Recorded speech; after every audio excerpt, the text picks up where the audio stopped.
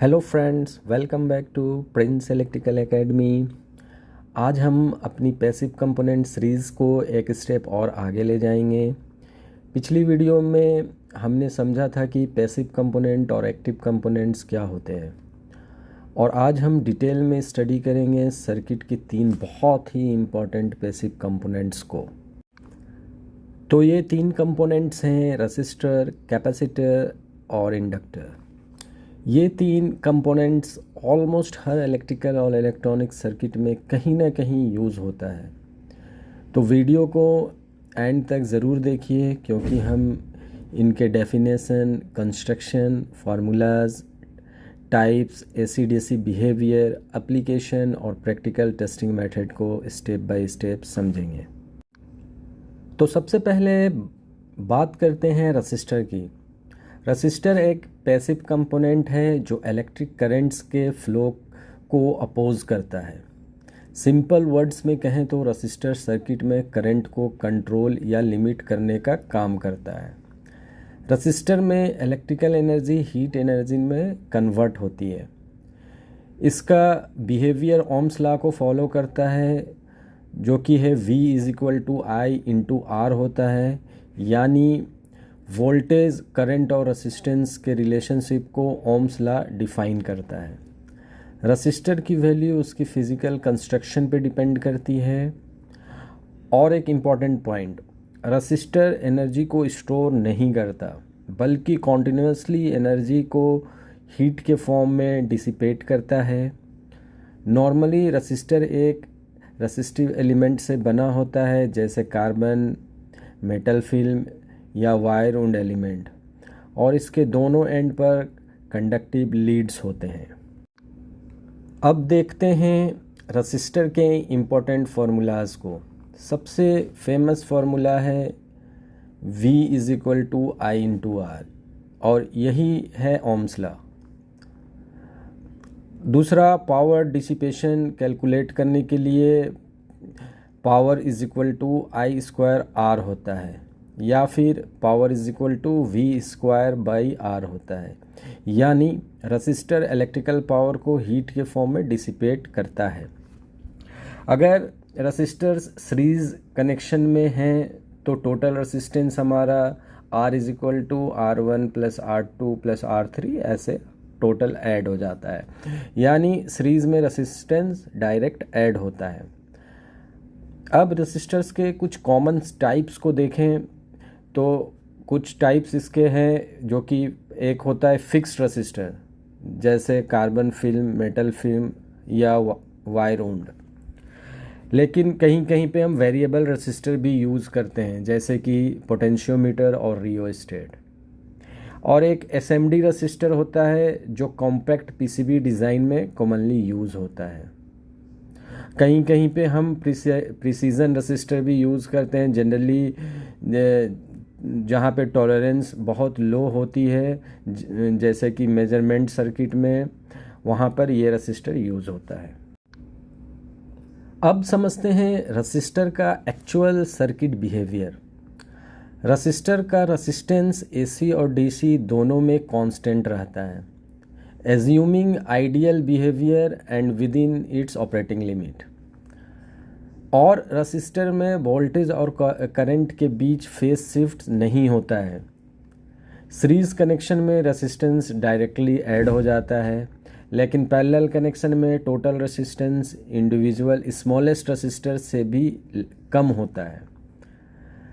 तो रेसिस्टर का important application की बात करते चलें तो रेजिस्टेंस हम यूज़ करते हैं करंट को लिमिट करने में, वोल्टेज डिवीज़न में, नेटवर्क को पुल अप पुल डाउन करने में, एलईडी के प्रोटेक्शन में, और एज अ हीटिंग एलिमेंट्स। तो अब अगर हमें रेसिस्टर को प्रैक्टिकल टेस्ट करना है तो उसके लिए हमें मल्टीमीटर को रेसिस्टेंस या के मोड पर सेट करना पड़ेगा और सर्किट के पावर को ऑफ करना पड़ेगा। फिर रेसिस्टर की मेजर्ड वैल्यू को उसके मार्क्ड या कलर कोड वैल्यू से कंपेयर करते हैं।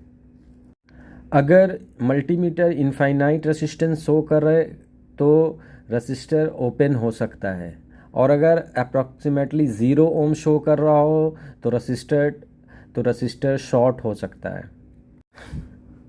अब आते हैं सेकेंड इम्पोर्टेंट पैसिव कंपोनेंट पे, जो कि है कैपेसिटर। कैपेसिटर एक पैसिव कंपोनेंट है जो इलेक्ट्रिकल एनर्जी को इलेक्ट्रिकल फील्ड के फॉर्म में स्टोर करता है। कैपेसिटर बेसिकली 2 कंडक्टिव प्लेट से बना होता है जिनके बीच में एक इंसुलेटिंग मटेरियल होता है जिसे डाइइलेक्ट्रिक कहते हैं। कैपेसिटर का इम्पोर्टेंट बिहेवियर की बात अगर करें तो ये चार्ज और डिस्चार्ज होता रहता है टाइम टू टाइम, और रसिस्टर के अपोजिट ये आइडियल कैपेसिटर एनर्जी को डिसिपेटेट नहीं करता बल्कि एनर्जी को स्टोर करता है। एक बहुत इम्पोर्टेंट कॉन्सेप्ट को ध्यान दें, जब कैपेसिटर फुल्ली चार्ज हो जाता है तो स्टेडी स्टेट डीसी को ब्लॉक करता है, और एसी के केस में फ्रीक्वेंसी बढ़ाने पर कैपेसिटर की रिएक्टेंस कम होती जाती है। कैपेसिटर में कॉमनली सिरेमिक, इलेक्ट्रोलाइटिक और प्लास्टिक फिल्म डाइइलेक्ट्रिक यूज़ किए जा सकते हैं। अब देखते हैं कैपेसिटर के कुछ इम्पोर्टेंट फार्मूलाज को। तो कैपेसिटर का सबसे बेसिक इक्वेशन है Q = C/V, यानी स्टोर्ड चार्ज जो है वो कैपेसिटेंस और वोल्टेज के प्रोडक्ट के इक्वल होता है। और अगर कैपेसिटर में स्टोर्ड एनर्जी की बात करें तो E = 12CV² होता है। और इसके कैपेसिटिव रिएक्टेंस की बात करें तो XC = 1/2πfc होता है। यहाँ पे F जो है वो फ्रीक्वेंसी और C कैपेसिटेंस है। इस फॉर्मूले से एक इम्पॉर्टेंट पॉइंट हमें समझ में आता है, वो ये कि फ्रीक्वेंसी इंक्रीज़ होने पे कैपेसिटिव रिएक्टेंस डिक्रीज़ होती है। कैपेसिटर की अगर टाइप की बात करें तो कैपेसिटर जनरली 3-4 तरह के होता है। पहला सिरेमिक कैपेसिटर, ये स्मॉल साइज़ और जनरली नॉन पोलराइज्ड और फिल्टरिंग के लिए कॉमनली यूज होता है। दूसरा टाइप अगर इसका देखें तो इलेक्ट्रोलाइटिक कैपेसिटर होता है, ये पोलराइज्ड होता है और हाई कैपेसिटेंस प्रोवाइड करता है। और अगर फिल्म कैपेसिटर की बात करें तो ये स्टेबल होता है, लेकिन इसका यूज़ लो लॉस अप्लायंसेस में जनरली होता है। कहीं कहीं पर हम वेरिएबल या ट्रिमर कैपेसिटर भी यूज़ करते हैं जिसमें हम कैपेसिटेंस को एडजस्ट कर सकते हैं। अब कैपेसिटर का प्रैक्टिकल बिहेवियर समझते हैं। डीसी सप्लाई कनेक्ट करने पर कैपेसिटर इनिशियली चार्ज होता है, लेकिन फुल्ली चार्ज होने के बाद स्टेडी स्टेट में आइडियल कैपेसिटर ओपन सर्किट की तरह बिहेव करता है, उससे कोई करंट फ्लो नहीं करता। लेकिन एसी के केस में फ्रीक्वेंसी इंक्रीज़ होने के साथ कैपेसिटिव रिएक्टेंस डिक्रीज़ हो जाता है, इसलिए एसी को रिलेटिवली इजीली पास करता है और करंट पास होता है। कैपेसिटर्स को सीरीज़ में कनेक्ट करने पर रेसिप्रोकल वैल्यूज़ ऐड होती है, इसलिए टोटल कैपेसिटेंस स्मॉलेस्ट कैपेसिटर से भी कम होता है। पैरेलल कनेक्शन में कैपेसिटेंस डायरेक्टली ऐड होता जाता है, जैसे C = C1 + C2 + C3 and many more. अब अगर कैपेसिटर के इम्पोर्टेंट एप्लीकेशन की बात करें तो कैपेसिटर जो है वो उसका यूज़ जनरली हमारा जो पावर सप्लाई होता है उसके फ़िल्टरिंग के लिए यूज़ होता है, स्मूथ ऑपरेशन के लिए यूज़ होता है, सिग्नल के कपलिंग एंड डीकपलिंग के लिए यूज़ होता है, टाइमिंग सर्किट्स में यूज़ होते हैं, और पावर फैक्टर करेक्शन के लिए हम कैपेसिटर का यूज़ करते हैं। और अगर प्रैक्टिकली कैपेसिटर को टेस्ट करना है तो कैपेसिटर को टेस्ट करने के लिए मल्टीमीटर को कैपेसिटेंस मोड पर हम सेट करते हैं, लेकिन याद रखें टेस्टिंग से पहले कैपेसिटर को प्रॉपरली डिस्चार्ज करना बहुत इम्पोर्टेंट है। इलेक्ट्रोलाइटिक कैपेसिटर में अगर हमें बल्गिंग या लीकेज दिखाई दे रहा है तो इसका मतलब है कि कैपेसिटर फेल्ड हो चुका है। तो फ्रेंड्स, अब आते हैं हम थर्ड इम्पॉर्टेंट कंपोनेंट्स पे, जिसे इंडक्टर कहते हैं। इंडक्टर एक पैसिव कंपोनेंट है जो इलेक्ट्रिकल एनर्जी को मैग्नेटिक फील्ड के फॉर्म में स्टोर करता है। जब करंट एक कॉइल से फ्लो करता है तो उसके अराउंड मैग्नेटिक फील्ड डेवलप हो जाता है। तो इंडक्टर की सबसे इम्पोर्टेंट प्रॉपर्टी ये होती है कि ये करंट को कम्प्लीटली अपोज नहीं करता, बल्कि करंट में होने वाले चेंज का अपोज करता है। स्टेडी डीसी करंट के केस में आइडियल इंडक्टर जो है वो इवेंचुअली एक शॉर्ट सर्किट की तरह बिहेव करता है, जहाँ से करंट पास हो जाता है। लेकिन एसी में फ्रीक्वेंसी इंक्रीज़ होने पर इंडक्टिव रिएक्टेंस भी इंक्रीज़ होता है। और इंडक्टर बेसिकली इंसुलेटेड वायर का कॉइल होता है जो एयर, आयरन या फेराइट के कोर के चारों तरफ लपटा होता है। कोर का काम मैग्नेटिक फील्ड को शेप और स्ट्रेंथ देना होता है, और उसके ऊपर में हम इंसुलेटेड वायर को लपेट देते हैं, वाउंड कर देते हैं। तो अब देखते हैं कि इंडक्टर्स के इम्पोर्टेंट फार्मूलाज क्या क्या हैं। तो इंडक्टर का बेसिक वोल्टेज इक्वेशन होता है V = LdI/dt। यानी जब करंट चेंज होता है तो इंडक्टर में एक वोल्टेज इंड्यूस होता है। और इंडक्टर में अगर हम स्टोर्ड एनर्जी की बात करें तो E = ½ Li² होता है। और अगर हम इंडक्टर के इंडक्टिव रिएक्टेंस की बात करें तो XL = 2πfL होता है। यहाँ F फ्रीक्वेंसी और L इंडक्टेंस होता है। इस फॉर्मूले से क्लियर है कि फ्रीक्वेंसी इंक्रीज़ होने पर इंडक्टिव रिएक्टेंस भी इंक्रीज़ होता है। दोस्तों, अगर हम इंडक्टर के टाइप की बात करें तो इसका टाइप डिपेंड करता है कि इसका कोर किस तरह का है। तो पहला होता है एयर कोर इंडक्टर। ये हाई फ्रीक्वेंसी एप्लीकेशंस में कॉमनली यूज्ड होता है। दूसरा है आयरन कोर इंडक्टर। ये हाई इंडक्टेंस और पावर एप्लीकेशन के लिए यूज़ होता है। तीसरा है फेराइट कोर इंडक्टर। ये RF फ्रीक्वेंसी एप्लीकेशन में जनरली यूज़फुल है।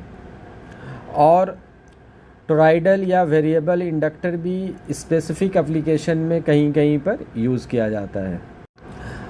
अब समझते हैं कि इंडक्टर का रियल सर्किट बिहेवियर क्या है।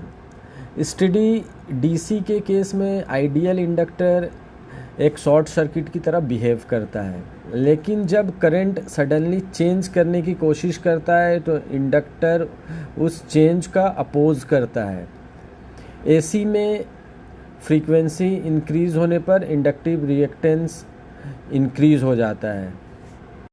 अगर इसके सीरीज़ कनेक्शन में की बात करें तो सीरीज़ कनेक्शन में इंडक्टर्स की वैल्यू डायरेक्टली ऐड हो जाती है, और पैरेलल कनेक्शन में रेसिप्रोकल वैल्यू को हम ऐड करते हैं। इसलिए पैरेलल कंडीशन में total inductance smallest individual inductor से भी कम होता है।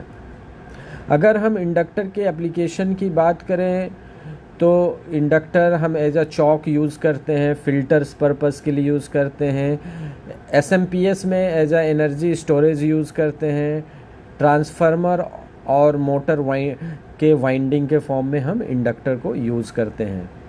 अगर इंडक्टर की हमें टेस्टिंग करनी हो एक्यूरेट इंडक्टेंस मेज़रमेंट के लिए, LCR मीटर हमारे लिए बेस्ट ऑप्शन होता है।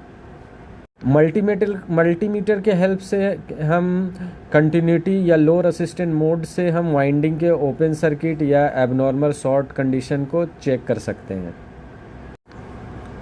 अब तीनों कंपोनेंट को एक साथ कंपेयर करते हैं। रेसिस्टर इलेक्ट्रिकल एनर्जी को हीट के फॉर्म में डिसिपेट करता है, कैपेसिटर एनर्जी को इलेक्ट्रिक फील्ड में स्टोर करता है, और इंडक्टर एनर्जी को मैग्नेटिक फील्ड में स्टोर करता है।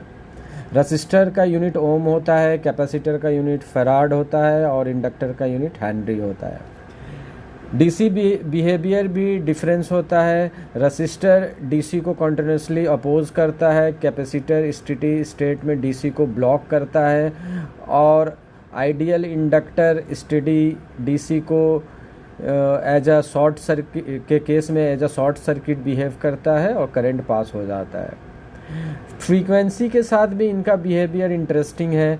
कैपेसिटर की रिएक्टेंस फ्रीक्वेंसी बढ़ाने पे डिक्रीज़ होती है, इंडक्टर की रिएक्टेंस फ्रीक्वेंसी बढ़ाने पे इंक्रीज़ होती है, और आइडियल रसिस्टर की रेसिस्टेंस फ्रीक्वेंसी के साथ कांस्टेंट रहती है। तो फ्रेंड्स, अब कुछ इम्पोर्टेंट इंटरव्यू क्वेश्चन देखते हैं। सबसे पहला क्वेश्चन कि कैपेसिटर डीसी को क्यों ब्लॉक करता है और एसी को पास क्यों होने देता है। तो दोस्तों, कैपेसिटिव रिएक्टेंस का फॉर्मूला जैसा कि हम जानते हैं XC is equal to 1/2πfc होता है। डीसी के लिए frequency F is equal to 0 होता है, इसलिए आइडियल केस में कैपेसिटिव रिएक्टेंस एक्सट्रीमली हाई होता है, इफेक्टिवली इनफाइनाइट माना जाता है या होता है। इस वजह से वो डीसी को ब्लॉक करता है। और एसी के केस में फ्रीक्वेंसी इंक्रीज़ होने पर कैपेसिटिव रिएक्टेंस डिक्रीज़ होता है। इस वजह से कैपेसिटर एसी को रिलेटिवली इजीली पास कर देता है। अब दूसरा क्वेश्चन कि क्यों इंडक्टर करंट में सडन चेंज आने से उसका अपोज करता है। तो दोस्तों, इंडक्टर में चेंजिंग करंट की वजह से एक ईएमएफ इंड्यूस होता है, और हम जानते हैं कि लेंज लॉ के अकॉर्डिंग इंड्यूस्ड ईएमएफ उस चेंज को अपोज करता है जिसके वजह से वो प्रोड्यूस हुआ है। इसलिए इंडक्टर करंट के सडन चेंज का अपोज करता है। अब तीसरा क्वेश्चन ये भी पूछा जाता है कि पैरेलल में रेसिस्टेंस क्यों डिक्रीज़ होता है। अगर रेसिस्टेंस को हम पैरेलल में कनेक्ट करें तो क्यों डिक्रीज़ होता है। तो दोस्तों, पैरेलल कनेक्शन में करंट के लिए मल्टीपल पाथ अवेलेबल होता है। जितना ज़्यादा पाथ होंगे टोटल अपोजिशन उतना ही कम होगा, इसलिए पैरेलल कम्बिनेशन का total resistance smallest individual resistance से भी कम होता है। इसे हम ऐसे भी समझ सकते हैं कि हम लोग इंसानों की एक बहुत बड़ा भीड़ है, उसको एक रास्ते से एक वे से क्रॉस करना है, तो वहाँ पे टाइम लगेगा लोगों को क्रॉस करने में और दिक्कतें पेश आएंगी। लेकिन अगर हम उतने ही भीड़ को 10 रास्ता दे दें या एक से ज़्यादा रास्ता दे दें तो वो भीड़ आसानी से उस रास्ते को क्रॉस कर जाएगी। तो सेम कंडीशन रेसिस्टर के साथ भी है फ्रेंड्स। चलते हैं अब चौथे क्वेश्चन पे। तो चौथा क्वेश्चन है कि how can you quickly test a capacitor. Capacitor को हम कैसे टेस्ट कर सकते हैं। तो सबसे पहले कैपेसिटर को प्रॉपर टेस्ट करने के लिए हमें कैपेसिटर को प्रॉपरली डिस्चार्ज करना ज़रूरी है। उसके बाद मल्टीमीटर को कैपेसिटेंस मोड पर सेट करके कैपेसिटेंस मेजर कर लेंगे।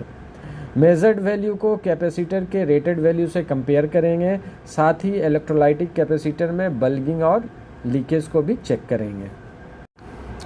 तो दोस्तों, आज हमने 3 बहुत इंपॉर्टेंट पैसिव कंपोनेंट्स को डिटेल में स्टडी किया। रेसिस्टर जो कि करंट का अपोज करता है और डिसिपिटेट करता है एनर्जी को हीट के फॉर्म में। कैपेसिटर स्टोर करता है एनर्जी को इलेक्ट्रिक फील्ड के फॉर्म में और ब्लॉक करता है डीसी सोर्स को स्टेडी स्टेट के फॉर्म के कंडीशन में और पास करता है एसी सोर्स को और इसके एसी को इजीली पास कर देता है। और अगर इंडक्टर की बात करें तो इंडक्टर स्टोर करता है एनर्जी मैग्नेटिक फील्ड के फॉर्म में और अपोज करता है करंट के चेंजिंग को। अगर आप इलेक्ट्रिकल इंजीनियरिंग, इलेक्ट्रिकल मेंटेनेंस या इलेक्ट्रॉनिक्स फील्ड में हैं तो इन 3 कंपोनेंट्स के बिहेवियर समझना बहुत इम्पॉर्टेंट है, क्योंकि प्रैक्टिकली ऑलमोस्ट हर सर्किट में ये कंपोनेंट्स किसी ना किसी फॉर्म में प्रेजेंट होता है। तो दोस्तों, अगर आपको ये वीडियो यूज़फुल लगा हो तो वीडियो के लाइक करें, अपने फ्रेंड्स के साथ शेयर करें और प्रिंस इलेक्ट्रिकल एकेडमी को सब्सक्राइब करना ना भूलें। ऐसे ही प्रैक्टिकल इलेक्ट्रिकल इंजीनियरिंग कॉन्सेप्ट्स और इंटरव्यू ओरिएंटेड टेक्निकल वीडियोस के लिए चैनल के साथ जुड़े रहें। Keep learning, keep improving and keep powering up. मिलते हैं नेक्स्ट वीडियो में। Thank you for watching.